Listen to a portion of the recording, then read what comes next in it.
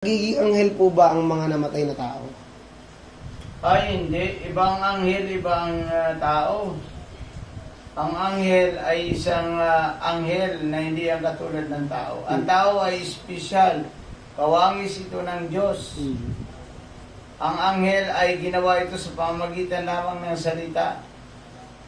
Pero ang tao ay ginawa, nilikha ng Diyos at ginamitan niya ito ng kamay.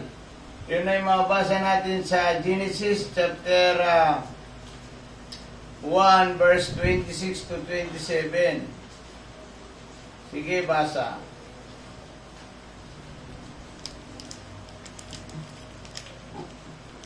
Pagkatapos sinabi ng Diyos, ngayon, likhain natin ang tao ayon sa ating larawan, ayon sa ating wangis.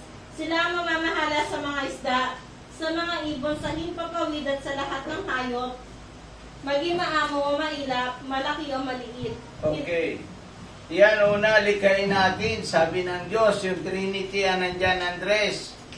Sa chapter 2, verse 7, tingnan natin kung paano nilikha ng Diyos ang tao. Una, yung lumikha, yung tatlong persona. Sige, Genesis chapter 2, verse 7. Pagkatapos ginawa ng Panginoong Yahweh ang tao mula sa alabok, hiningahan niya sa ilong at nagkaroon ito ng buhay. Ayun. Hiningahan niya sa ilong, nagkaroon ng kaluluwang may buhay.